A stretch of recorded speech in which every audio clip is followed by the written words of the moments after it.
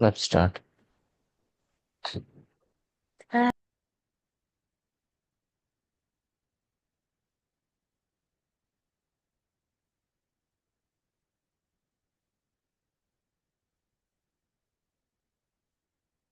Welcome back जी। आवाज आ रही है सब लोगों को?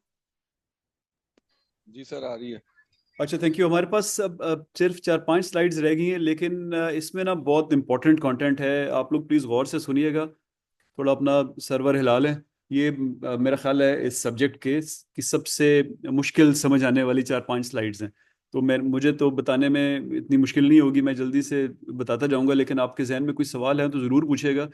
ये कॉन्सेप्ट अगर आपके अभी क्लियर ना हुए तो फिर शायद कभी नहीं क्लियर होंगे। ये चीज़ों को पढ़ने से और लेक्चर सुन वीडियोस रिकॉर्डेड सुनने से बड़ी मुश्किल से समझ आते हैं। तो गौर से मेरी बात सुनिएगा, और जो चीज़ समझ नहीं आती तो वो आपने पूछना है। बीच में पूछना चाहते हैं बीच में पूछ लें, हाथ रेस करके। वैसे बाद में पूछना चाहते हैं तो बाद में पूछ लीजिएगा। बल्कि बीच में बोल दीजिएगा, हाथ रेस नहीं करके बोल दीजिएगा, क्योंकि हाथ रेस शायद मुझे नजर ना आए। अच्छा जी। अब अब एक चीज होती है कॉन्फिडेंस इंटरवल।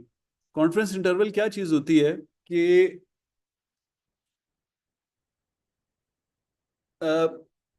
आप इसकी एक पूरी आपके पास कैनवस पे एक डॉक्यूमेंट मौजूद है कॉन्फिडेंस इंटरवल एग्जाम्पल की, उसको साथ आप देखिएगा भी। लेकिन आइडिया क्या है कि आप बेसिकली, हमने थोड़ी देर पहले मार्जिन ऑफ एरर की बात की ना, ये उसी की एक और रिप्रेजेंटेशन है कि आप बेसिकली बता रहे हैं कि आप कितने परसेंट श्योर हैं कि आपकी जो आपने वैल्यू बताई है, इसमें से अगर मैं 100 वैल्यूज लूं तो 95 वैल्यूज जो हैं वो उसी कॉन्फिडेंस मार्जिन ऑफ एरर में आएंगी जो मैंने आपको बताई। जैसे फॉर एग्जांपल यहाँ पे मैंने कहा कि मार्जिन ऑफ एरर मेरा 5 है, तो मेरा जो कॉन्फिडेंस इंटरवल हो गया वो हो गया 50 और 60 के दरमियान। इस केस में मेरा मार्जिन ऑफ एरर चूंकि 5 था, वैल्यू मैंने 55 बताई, ±5 मैंने आपको मार्जिन ऑफ एरर बताया, तो मेरा जो कॉन्फिडेंस इंटरवल है वो हो गया 50 से 60। अब इस चीज को कैलकुलेट कैसे करते हैं?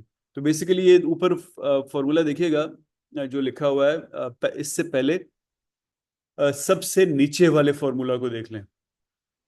स्टैंडर्ड एरर जो हमने थोड़ी देर पहले डिस्कस किया, तो स्टैंडर्ड एरर हम कैसे कैलकुलेट करते हैं कि सैंपल स्टैंडर्ड डेविएशन लेके उसको अंडर रूट ऑफ सैंपल पे कर देते हैं। यानी आपने 50 लोगों का सैंपल लिया तो एन आपका 50 हो गया, और उस उन 50 की स्टैंडर्ड डेविएशन निकाल ली।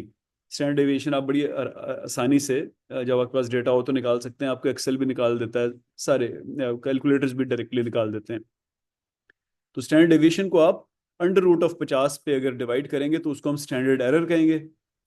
अब स्टैंडर्ड एरर को अगर आप जी स्कोर, बेसिकली एक चीज होती है जी टेबल, मैं आपको दिखा देता हूँ वो टेबल। आप लोगों ने श्योर कहीं ना कहीं देखा होगा अंडरग्रेड में, लेकिन जस्ट रिफ्रेश करने के लिए मैं आपको दिखा देता हूँ कि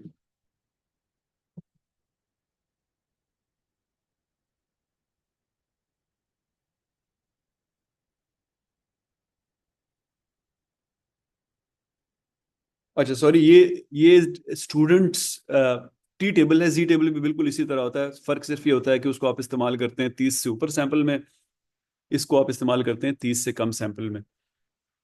तो फर्ज करें मेरा सैंपल 30 था, यानी मैं बिल्कुल एज पे हूँ ना, तो इसमें अब डिग्रीज ऑफ फ्रीडम होता है सैंपल -1, तो 29 मेरा डिग्री ऑफ फ्रीडम होगा।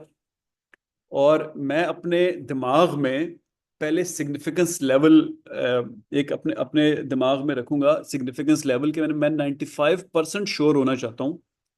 95% मैं यकीन के साथ कहना चाहता हूँ जब मैं किसी को बताऊं कि मेरी वैल्यू 10 निकली है, ±2 निकली है, मैं 95% कॉन्फिडेंस के साथ बोलना चाहता हूँ। तो जब आप 95 कहेंगे तो ये 0.05 वाला, सॉरी ये शेयर हो रहा है आप लोगों से? नहीं, मैं शेयर कर देता हूँ पहले। अच्छा जी, अब आपको ये नजर आ रहा है टी टेबल? सॉरी। जी सर, नजर आ रहा है अब। तो आप बेसिकली क्या होगा कि हमारा आपका सैंपल फर्ज करें 30 था, तो आप डिग्रीज ऑफ फ्रीडम में 29 पे चले जाएंगे। यहाँ पे सैंपल -1 को डिग्री ऑफ फ्रीडम कहते हैं। 29th रो में आपने फैसला किया कि मैं 95% श्योर होना चाहता हूँ। फॉर एग्जाम्पल आप एक स्टेटिस्टिकल स्टडी कर रहे हैं मैनेजमेंट से रिलेटेड, तो 95% इज अ गुड नंबर।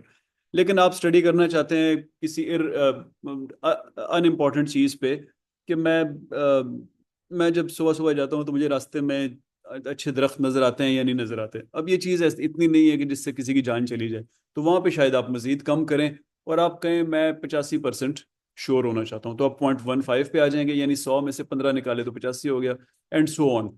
लेकिन फर्ज करें लाइफ एंड डेथ का क्वेश्चन है, आप कहना चाहते हैं कि जहाज कितनी दफा क्रैश होते हैं जब उनमें ये वाला काम किया जाए, यानी ज्यादा लगे जलाओ किया जाए या सो ऑन कोई भी चीज, तो आप कहेंगे नहीं मैं 99.5% श्योर होना चाहता हूँ, तो आप इस कॉलम में आ जाएंगे जो सबसे आखिरी कॉलम है 0.00, सॉरी इस वाले में आ जाएंगे जो कि ये वाला है 0.005 पे, और उससे भी कम होना चाहते हैं तो मजीद आगे जाते जाएंगे। तो ये मैं 0.05 वाले कॉलम में नीचे जाऊंगा, और 29 के आगे जो वैल्यू लिखी है 2.045, ये अब मेरी जी वैल्यू है या स्टूडेंट्स टी वैल्यू है, डिपेंड करता है कि आपका सैंपल 30 से ऊपर था या कम था। तो अगर 30 से कम था या 30 था तो मैं टी टी वैल्यू से ये ले लूंगा 2.045।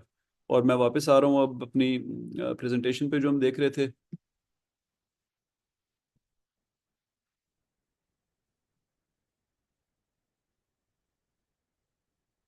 तो यहाँ पे आके हमने फिर क्या किया कि हमने जी वैल्यू ली, उसको मल्टीप्लाई किया स्टैंडर्ड एरर से जो हम नीचे निकाल चुके थे, तो हमें ई मिल गई जो कि बेसिकली मार्जिन ऑफ एरर है।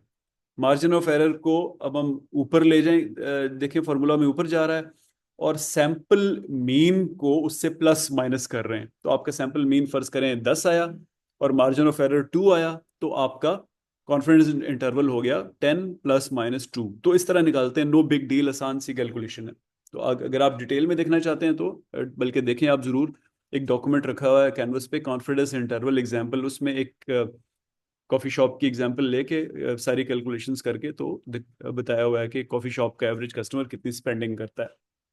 अब आप ज़रा ये जो आपको ब्लू बॉक्स नज़र आ रहा है इसको भी पढ़ लें। There's a 95% chance that confidence interval extending to standard errors SE on either side contains 95%। यानी आप अगर 95% करना चाहते हैं तो आप, अब ये दिस इज थियोरेटिकल नॉलेज, इतनी इंपॉर्टेंट नहीं है, जो डीप डाउन करना चाहते हैं रिसर्च में उसके लिए है कि अगर आप 95% कॉन्फिडेंट होना चाहते हैं तो बेसिकली आप दो स्टैंडर्ड एरर्स राइट और left side of the mid value के जा रहे होते हैं। जब आप तीन करना चाहते हैं, 99% 0.7% श्योर होना चाहते हैं, तो आप तीन स्टैंडर्ड एरर ऐड कर रहे होते हैं आप अपनी मीन वैल्यू से। यानी मैंने 10 एस्टिमेट किया, तो मैं चाहता हूँ मैं 99.7% श्योरिटी के साथ बता सकूं, तो फिर मैं तीन दफ़ा एरर ऐड करूंगा स्टैंडर्ड एरर मीन से। लेकिन अगर मैं सिर्फ 68% श्योर होना चाहता हूँ तो एक स्टैंडर्ड एरर ऐड करूंगा। यानी मैं अगर आपसे कहूंगा कि 9 और 11 के दरमियान है वैल्यू, मैं तुम्हें 10 बता रहा हूँ लेकिन 9 और 11 के दरमियान हो सकती है, तो फिर 68% दफा मैं ठीक हूँगा, बाकी दफा गलत हूँगा। लेकिन अगर मैं आपको कहूँ कि 10 तो मैं बता रहा हूँ लेकिन 8 और 12 के दरमियान है, तो मैं फिर 95% दफा ठीक हूँगा। लेकिन अगर आप, मैं सर आपको ये कहता हूँ कि 7 और 13 के दरमियान है, यानी 10 तो मैं बता रहा हूँ लेकिन बस जहन में रखना कि 7 और 13 में वेरी हो सकती है, तो ये बात मेरी 99.7% टाइम्स ठीक होगी, यानी ऑलमोस्ट कभी गलत नहीं होगी। तो अब ये जो मैंने 95% आपको बताया कॉन्फिडेंस इंटरवल, या 99, या जो भी आप रखेंगे, जो it is up to you, depend करता है कि आप किस नेचर की रिसर्च कर रहे हैं। इसका जो ऑपोजिट होता है 95 का ऑपोजिट है 5, 100 में से 95 निकालें तो 5 रह जाते हैं, उसको हम कहते हैं सिग्निफिकेंस लेवल। यानी आपको जब भी कोई कहता है ना कि तुम्हारी स्टडी का सिग्निफिकेंस लेवल क्या है, तो बेसिकली वो आपसे ये पूछ रहा होता है कि what is the opposite of the percentage you want to be sure. यानी आपने प्लान किया हुआ कि I want to be 99% sure, तो आपका सिग्निफिकेंस लेवल हो जाएगा 1.1, ठीक है जी, क्योंकि ये 100 में से 5 निकाले, 99 निकालें तो एक रह जाता है, और या 1 में से 0.99 निकालें तो 0.1 रह जाता है। तो आपका अल्फा लेवल या सिग्निफिकेंस लेवल हो जाएगा 0.1। अब इसको आगे कैसे इस्तेमाल करना है मैं आपको क्विकली बताता हूँ। अभी कंफ्यूजन होगी आपको, अब फिलहाल सवाल मत पूछिएगा, जो भी हो रहा है अगले में आपको ज़्यादा क्लैरिटी हो जाएगी। अच्छा जी, तो आप जब ये जो तस्वीरें डिस्ट्रीब्यूशंस की बनी हुई हैं, ये हम्प्स जो बने हुए हैं, पहाड़ियाँ छोटी छोटी बनी हुई हैं, ये आपको ऊपर और नीचे दो बनी हुई है, ये आपको बता रही है कि ऊपर वाली जो दो पहाड़ियां हैं, इनके दरमियान अगर आप फर्क पता करना चाहते हैं तो आपको बहुत ज्यादा तरद्दुद करने की जरूरत नहीं है, आपका छोटा सा टेस्ट भी हाई पावर टेस्ट होगा। लेकिन अगर आप नीचे वाली पहाड़ियों में फर्क पता करना चाहते हैं तो आपका टेस्ट लो पावर होगा, आम सा टेस्ट। आपको अच्छा टेस्ट डिजाइन करना पड़ेगा अगर आप वाकई फर्क पता करना चाहते हैं। तो पावर एक वो चीज होती है जो कि बताती है कि कितना चांस है कि आप डिफरेंस डिटेक्ट कर लेंगे व्हेन इट एक्चुअली एग्जिस्ट्स। यानी आपसे कहा जाए कि पिंडी के रहने वाले और गुजर खान के रहने वाले, इन दोनों की आमदनी में फर्क पता करें, तो अगर पिंडी की आमदनी फर्ज करें 1 लाख और 1.25 लाख के दरमियान है, ये रेड वाला हम, और गुजर खान की 70,000 और 75,000 के दरमियान है, तो आप बहुत जल्दी आपको पता चल जाएगा। आप 15-20 लोगों से पिंडी से पूछेंगे, 15-20 लोगों से गुजर खान से पूछेंगे, आपको फौरन पता लग जाएगा।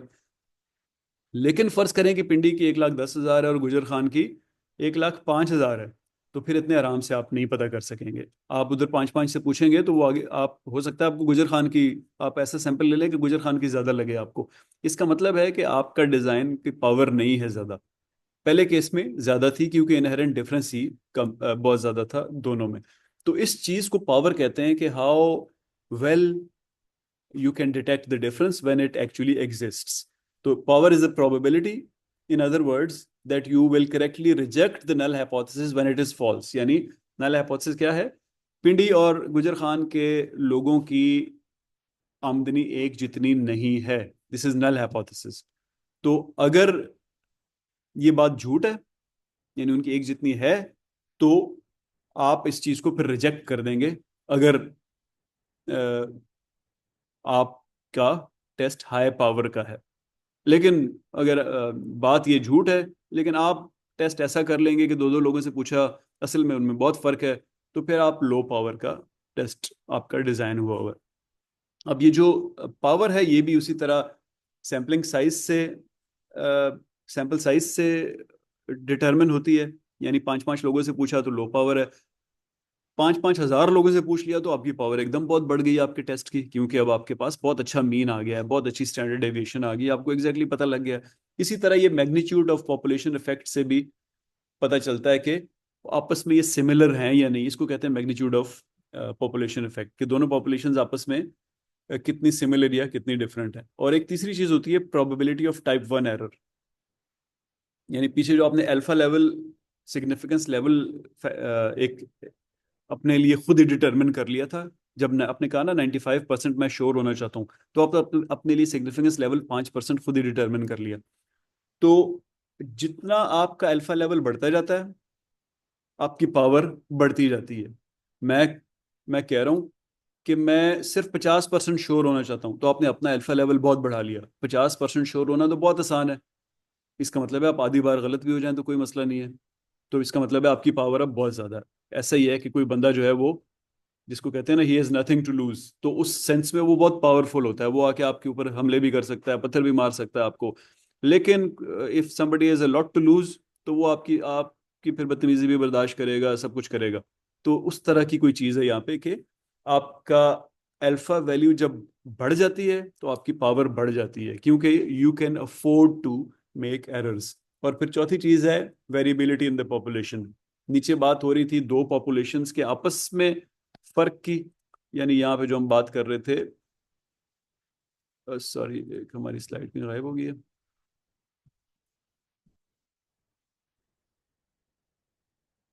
हाँ ये वाली। तो यहाँ पे हमने बात की थी कि एक चीज हमें बता रही है पॉपुलेशंस के आपस में फर्क की, और एक विद इन अ सैंपल फर्क की।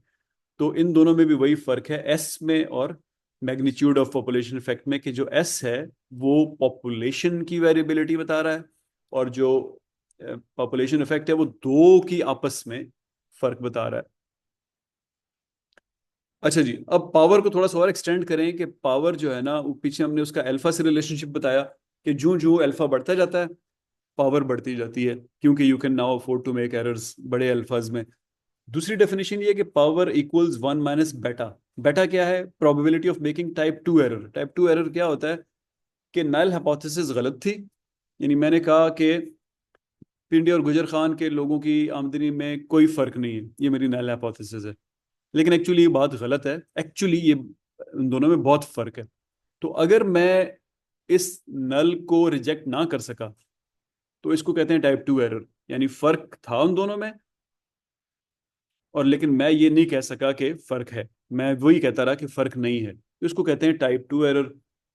जूं जूं अल्फा बढ़ता जाता है बेटा कम होता जाता है, यानी अल्फा बढ़ा पावर बढ़ी, बेटा बढ़ा तो पावर कम हुई। वन माइनस बी ना, बेटा फर्ज करें 0.1 है तो आपकी पावर 0.9 हो गई, बेटा फर्ज करें 0.2 है तो आपकी पावर 0.8 हो गई। तो बेटा बढ़ने से पावर कम होती है, अल्फा बढ़ने से पावर ज्यादा होती है। लेकिन आखिरी चीज, keep in mind that increasing alpha also increases the probability of type one error. यानी आप अल्फा किसी हद तक बढ़ा सकते हैं। फर्ज करें मैं कहता हूं कि मैं 99.99999% श्योर होना चाहता हूं कि मैं जब भी कहूं जिस तो मैं ऑलमोस्ट सर्टेनली हमेशा ठीक हूं। तो फिर उसमें क्या होगा कि आपकी probability of type one error बढ़ जाएगी। यानी अगर किसी वक्त आप बात ठीक नहीं भी है तो वो फिर आप डिटेक्ट ही नहीं कर सकेंगे। आप आपने अपना अल्फा इतना बढ़ा लिया है कि अब कोई एरर आएगा भी तो आप उसको डिटेक्ट ही नहीं कर सकेंगे। इन अदर वर्ड्स, ये दोनों जो हम्प्स हैं, जो लो पावर जिन पे लिखा हुआ है, ये बहुत करीब आ गए हैं। अब इनमें अगर डिफरेंस हुआ तो आपको आपसे पकड़ा ही नहीं जाएगा।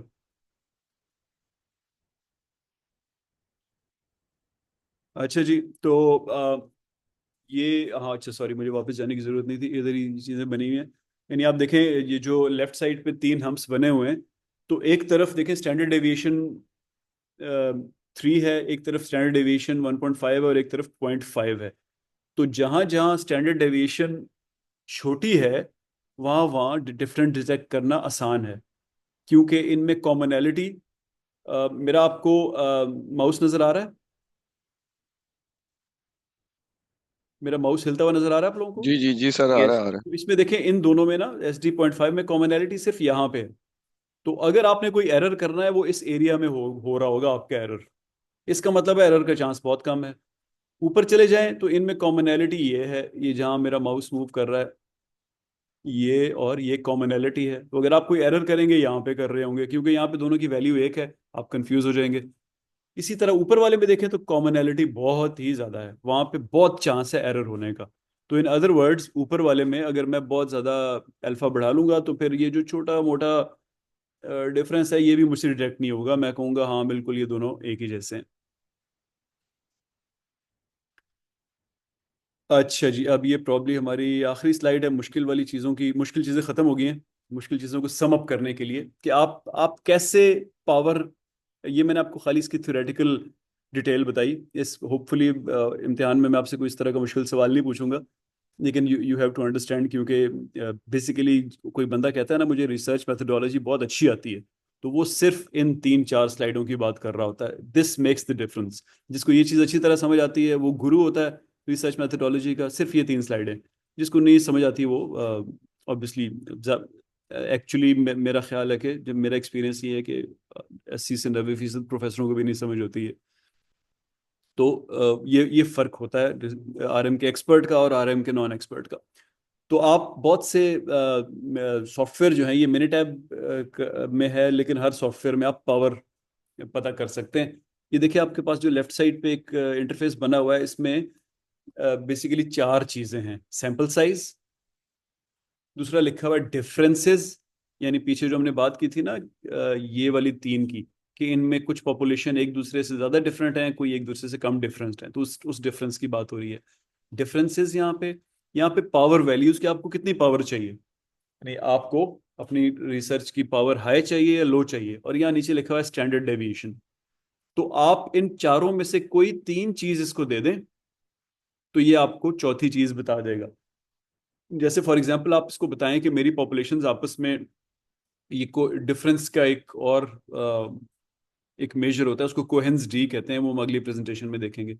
वो पॉइंट, फर्ज करें 1.2 आपने लिख दिया डिफरेंस में, आपने पावर बता दी कि मुझे बहुत ज्यादा चाहिए, मुझे 0.9 चाहिए, और मेरी पॉपुलेशन की स्टैंडर्ड डेविएशन 3 है, तो वो आपको बता देगा कि अब सैंपल साइज तुम 250 कम से कम रखो, वरना तुम सही डिफरेंस डिटेक्ट नहीं कर सकोगे। दूसरी तरफ आप उसको सैंपल बता दें, आप उसको कहें मैंने 500 सैंपल इकट्ठे कर लिए हैं, डिफरेंस मेरी पॉपुलेशन में ये है, स्टैंडर्ड डेविएशन ये है, मुझे बताओ मेरी पावर कितनी है, तो वो आपको बता देगा तुम्हारे टेस्ट की पावर 0.92 है या जो भी है। तो ये जो इंटरफेस फेस होता है, इसको सैंपल साइज टूल कहते हैं, ये आपको बता देता है कि आपको स्टडी में कितने सैंपल कैलकुलेट करने। तो आपसे अगर मैं इम्तिहान में सवाल पूछूं कि आप अपना, आप सो एंड सो रिसर्च है, उसमें आपके सैंपल साइज क्या होना चाहिए, तो आप बताएं, आप कहेंगे it depends on the difference, the power values and the standard deviation. अच्छा जी, आखिरी फिर हम सैम्पलिंग मेथड, मैंने आपको कहा था हम आखिरी स्लाइड देखेंगे, ये वो वाली स्लाइड है। सैम्पलिंग मेथड दो के होते हैं, बड़े बड़ी डिविजन्स अगर आप देखें, तो पहली है प्रोबेबिलिटी सैम्पलिंग और दूसरी है non probability sampling. Probability sampling को रैंडम सैम्पलिंग भी कहते हैं। इसकी बहुत सारी किस्में हैं, जैसे फॉर एग्जांपल सिंपल रैंडम, इसमें आप क्या करते हैं कि हर एक का इक्वल चांस है, आप सारे क्लास में 50 बच्चे बैठे हुए हैं, 55 बच्चे, और मैं सिर्फ 10 बच्चे चूज करना चाह रहा हूँ, लेकिन मैंने डिजाइन ऐसा रखना है कि आप में से कोई भी चीज चूज हो सके। तो उसका क्या तरीका है कि मैं आप सबके नाम लिख के एक डब्बे में उसको हिलाऊंगा और फिर उसमें से कोई 5 10 निकाल लूंगा। तो इसका मतलब ये हुआ कि आप सबका इक्वल चांस है, अब कोई 10 सिलेक्ट हो गए हैं। दूसरा है सिस्टमेटिक, कि मैं, आप, मुझे नहीं पता आप किस सीक्वेंस में बैठे हैं आज क्लास में, तो मैं पहले एक रैंडम बच्चा चूज कर लूंगा, फॉर एग्जाम्पल सीट नंबर 24 पे बैठा हुआ, और फिर उसके बाद 10 सीटें छोड़ के 24 34 44 54, फिर नंबर 4 पे आ जाऊंगा, फिर नंबर 14 पे आ जाऊंगा। तो ये मैंने क्या किया कि एवरी केथ मेंबर को सिलेक्ट किया, तो मैं अपने जहन में रख लूंगा every third, every fourth, every fifth, every 10th, और उसको सिलेक्ट करके पूछता रहूंगा। इसको कहते हैं सिस्टमैटिक रैंडम सैम्पलिंग। फिर स्ट्रेटिफाइड, इसके बारे में मैंने काफी बात कर ली है, कि पहले मैं आप लोगों को डिवाइड कर लूंगा कि जो लोग इंजीनियर्स हैं वो लेफ्ट साइड पे बैठ जाएं, जो लोग सोशल साइंटिस्ट हैं, जो सोशल साइंसेज पढ़ी हुई हैं वो राइट पे बैठ जाएं, जो लोग सो एंड सो स्टडी की है कंप्यूटर साइंस फॉर एग्जांपल वो पीछे बैठ जाएं। तो ये मैंने 4 स्ट्रेटास बना दिए। अब इसके अंदर मैं सैम्पलिंग करूंगा, सिंपल रैंडम या जो भी, तो उसको स्ट्रेटिफाइड सैम्पलिंग कहेंगे। और क्लस्टर जो है,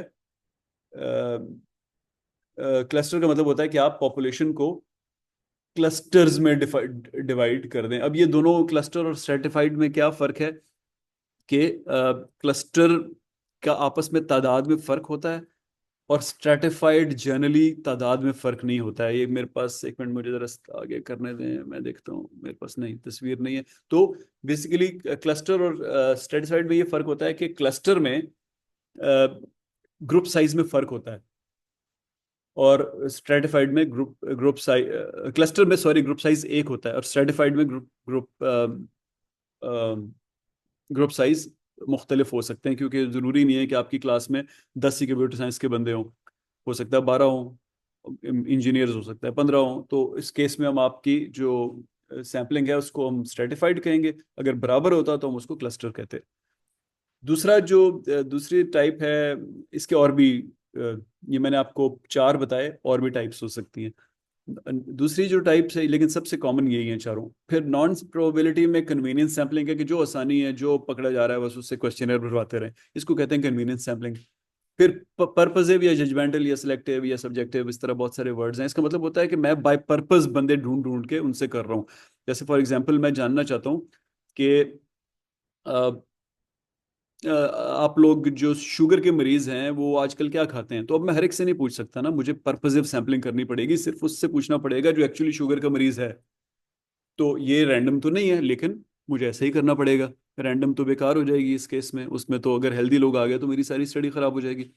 फिर स्नोबॉल, स्नोबॉल का मतलब होता है कि पहले एक दो को सिलेक्ट कर लें जो भी आपको मिलते हैं, और फिर उसके बाद वो आगे आपको नए लोगों से इंट्रोड्यूस करते रहेंगे, इसको स्नोबॉलिंग कहते हैं। और कोटा का मतलब होता है कि ये स्ट्रेटिफिकेशन और क्लस्टरिंग की तरह ही है, लेकिन इसमें नॉन रैंडम सिलेक्शन होती है, उधर रैंडम थी, इधर नॉन रैंडम है। तो इन दोनों में क्या फर्क है, ये फिर आपको बीच में कंपैरिजन में नजर आ रहा है कि एक तरफ रैंडम है, एक तरफ रैंडम नहीं है, एक तरफ बायस हो सकती है नॉन प्रोबेबिलिटी में, दूसरी तरफ बायस कम होती है। जनरलाइजेबिलिटी जो है प्रोबेबिलिटी सैम्पलिंग की बहुत ज़्यादा होती है, यानी आपने प्रोबेबिलिटी सैम्पलिंग करके जो डेटा इकट्ठा कर लिया, फिर उसको आपने पिंडी और इस्लामाबाद में फ़र्ज़ करें किया, तो आप उसको F7 में भी लगा सकते हैं, आप उसको सेटेलाइट टाउन में भी लगा सकते हैं, B17 में भी लगा सकते हैं, एंड सो ऑन। ये जनरलाइजेबिलिटी है। लेकिन नॉन प्रोबेबिलिटी में किया तो वो फिर जिन लोगों से आपने डेटा इकट्ठा किया होगा फिर आप उन्हीं पे अप्लाई कर सकेंगे। फिर कॉम्प्लेक्सिटी ज़ाहिर है, प्रोबेबिलिटी सैम्पलिंग कॉम्प्लेक्स होती है, मुश्किल होती है, पैसे ज़्यादा लगते हैं, दूसरी में कम लगते हैं। और यूज़ केस क्या है कि प्रोबेबिलिटी सैम्पलिंग आप फॉर एग्जांपल लार्ज पॉपुलेशंस हों जब आपके पास, या आपको जनरलाइजेबिलिटी ज़रूरी है कि ऐसी स्टडी कर रहे हैं, फॉर एग्जांपल वर्ल्ड बैंक ने आपको स्टडी दी है और वो चाह रहे हैं कि वो आपकी स्टडी को पूरे पाकिस्तान के लिए इस्तेमाल करें, तो फिर आप वहाँ पे प्रोबेबिलिटी सैम्पलिंग करेंगे। दूसरी तरफ अगर आपने कोई स्मॉल स्केल स्टडी करनी है या कोई स्पेसिफिक केसेस को देखना है तो फिर आप नॉन प्रोबेबिलिटी सैम्पल करेंगे। इनमें ठीक बेहतर कौन सा है, कुछ नहीं आप नहीं कह सकते, ये डिपेंड करता है कि आपकी स्टडी का डिज़ाइन किस नेचर का है। जैसे मैंने आपको बताया कि आप फर्ज करें कोई मेडिकल स्टडी कर रहे हैं तो आप हमेशा ही नॉन प्रोबेबिलिटी सैम्पलिंग करेंगे, जिसमें आप एक पर्टिकुलर डिजीज को देख रहे हैं, या आप ऐसे लोगों की बात कर रहे हैं जो मैट्रिक के बाद ही नौकरी करने चले गए थे, तो वो वहाँ नॉन प्रोबेबिलिटी सैम्पलिंग ही करेंगे। आप सिर्फ उन्हीं लोगों को ढूंढते रहेंगे पहले कि वो कौन थे जो मैट्रिक के बाद जॉब में चले गए थे, फिर उनसे पूछेंगे। तो डिपेंड करता है कि आपकी स्टडी का डिज़ाइन क्या है। इसके बारे में भी एक डॉक्यूमेंट पड़ी हुई है आपके कैनवस पे, सैम्पलिंग मेथड्स एंड रिसर्च, उसको भी पढ़िएगा। उसमें एग्जाम्पल्स हैं, थोड़ा सा आपको ज़्यादा समझ आ जाएगा। तो ये जो आज हमने सारा पढ़ा, ये हमारे कोर्स की जो हम एग्जांपल लेके चल रहे हैं, एक खातून हमारी पीएचडी स्टूडेंट जो थी, जो अब डॉक्टर साहब हैं कनाडा में, उनके रिसर्च की। तो उनकी टारगेट पॉपुलेशन क्या थी, सैम्पलिंग यूनिट क्या था, सैम्पलिंग फ्रेम क्या था, सैम्पलिंग स्कीम क्या थी, वो इस स्लाइड पे डिस्कस हुआ है, या आपको जो मैंने वीडियोस ऑलरेडी अपलोड की हुई हैं आप डिटेल में वहाँ पे देख लीजिएगा। और इसी तरह कुछ क्वेश्चंस इससे रिलेटेड, सैम्पलिंग से रिलेटेड हैं कि उसने प्रोबेबिलिटी की या नॉन प्रोबेबिलिटी की, क्लस्टरिंग उसको रिक्वायर्ड थी या नहीं, टेस्ट वो कौन से करेगी, probably how many clusters will require different types of tests, or which construct tests will likely require bigger samples। तो ये आपको अपनी रिसर्च में भी कुछ इस तरह सवालों के जवाब देने पड़ेंगे। तो आप इसको भी डिटेल में, जो वीडियो जो already uploaded I am sure आप सबने देख ली होगी, वहाँ वहाँ पे दोबारा देख लीजिएगा। तो थैंक यू जी, this is all I had. अब आप लोग के सवाल जो हैं वो पूछें आप।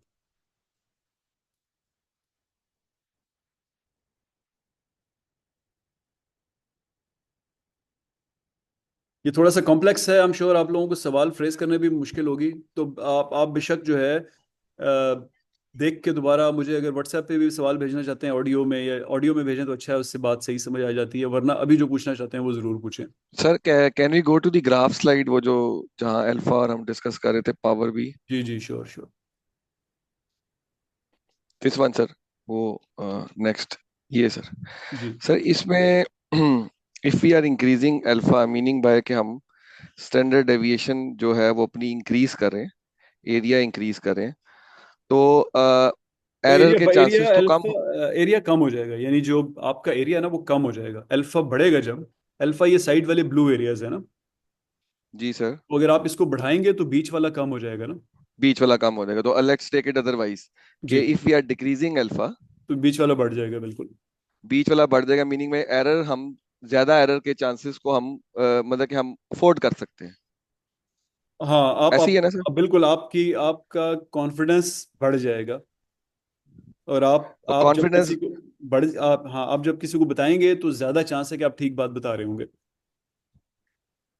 हम्म।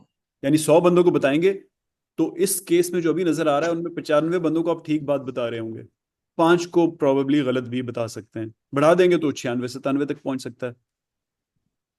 बिल्कुल ठीक। और अगर हम ये इसी केस में इसी को ग्राफ को देखते हैं, अगर हम अल्फा को इंक्रीज कर दें तो जी हमारा ये 0.95 एरिया ये रिड्यूस हो जाएगा, it will come to maybe 0.8 पे आ जाए हम। जी जी ऐसे ही है ना सर? जी, बिल्कुल ऐसे ही है, बिल्कुल ऐसे ही है। तो इस उस केस का मतलब यह है कि 80% ऑफ द एरिया जो है वो। हाँ, वो इस केस में आपने खुद फैसला कर लिया, ये दोनों चीजें आप खुद फैसला कर रहे हैं ना। इस जी फैसले सर। के बाद आपको पता चलेगा कि आपने सैंपल कितना इकट्ठा करना है। तो जब आपने खुद फैसला कर लिया है कि खैर है 10 लोगों को मैं गलत भी बता दूं कोई बात नहीं है, तो इसका मतलब है अब सो आप इट मीन्स मैं समझ गया सर। हाँ, इट कम मींस सैंपल ये है कि इकट्ठा अगर करेंगे। हम अल्फा अल्फा अगर ये जो ब्लू एरिया है इसको हम जितना हम अ, अ, अ, बढ़ाते कम जाएंगे। करेंगे, हाँ, बढ़ाते कम कम जाएंगे। करेंगे तो आपका कॉन्फिडेंस इंटरवल इंटरवल छोटा होता जाएगा और कॉन्फिडेंस ज्यादा होता जाएगा। यानी आप फर्ज करें बीच में 10 है ना, तो आप बड़े जी सर। कॉन्फिडेंटली कहेंगे कि मैं 8 और 9, 8 और 12 के दरमियान है असल वैल्यू, प्रोबेबली 10। इसका मतलब यानी कि सर मतलब एक्यूरेसी ज्यादा अचीव होना शुरू जी हो जाएगी ना? जी, एक्यूरेसी ज्यादा अचीव होनी शुरू हो जाएगी जो जो आप अल्फा को कम करते चले जाएंगे। अब फिलहाल तो अभी हमने डिजाइन की बात की ना, यानी हम डिजाइन कर रहे हैं अपनी रिसर्च को। जब आप एक्चुअली डेटा इकट्ठा करते हैं ना, तो वहां पे डेटा से एक वैल्यू निकलती है जिसको हम पी वैल्यू कहते हैं। वो बेसिकली कंपेयर कर रही होती है आपके अल्फा को एक्चुअल अचीवमेंट से। यानी पी वैल्यू जब पॉइंट आपने अल्फा 0.5 रखा, 0.05, पी वैल्यू फिर अगर 0.5 से कम आती है तो आप एक्सेप्ट कर लेते हैं नल हाइपोथेसिस को, नहीं आती तो आप रिजेक्ट कर देते हैं क्योंकि आपको वो रिजल्ट नहीं मिल रहा होता। वो हम बाद में बात करेंगे। तो ये जो आप कह रहे हैं ना एक्यूरेसी, ये एक्यूरेसी तो डेटा इकट्ठा आएगा, हमारे पास आएगा तब पता लगेगा। फिलहाल हम डिजाइन की बात कर रहे हैं। सर देखें ना, इस केस में हम एक्यूरेसी लेवल पहले खुद डिफाइन करें, वेदर इट इज कि मुझे 95% और चाहिए कितना, आई, बिल्कुल, कि मुझे चाहिए कि मुझे कितना। चाहिए कितना, या हाँ, 80% चाहिए, 95% चाहिए। बिल्कुल। अब मेरी अंडरस्टैंडिंग ये बनी है आपसे समझने के बाद कि अगर मैं 80% तक को मैं फैसला करता हूँ कि मुझे 80% तक की एक्यूरेसी चाहिए, तो मैं कम सैम्पलिंग के साथ भी ये प्रूव कर सकता हूँ। जी बिल्कुल ऐसा ही है। अगर आप वेयर एज अगर मैं नहीं, ये कहूँ कि मैंने 95 पे जाना है, तो देन वो आई फिर नीड आपको सैंपल मोर, बहुत बढ़ाना पड़ेगा। बहुत बड़ा सैंपल बढ़ाना पड़ेगा, तो बिकॉज मेरी एक्यूरेसी लेवल को बढ़ाने के लिए मुझे सैम्पलिंग भी बढ़ानी पड़ेगी। जी बिल्कुल बिल्कुल बिल्कुल। ठीक है ना, आई गॉट इट सर, ठीक और है, ये थैंक यू सर। डिजाइन है। एक्चुअली एक्यूरेसी मिले कि नहीं वो हम बाद में बात करेंगे, जब डेटा वो इकट्ठा हो बाद में जाता बात है तो होगी। पी वैल्यू से हम देखते हैं। जी sir, very right, thank you sir. जी अजहर।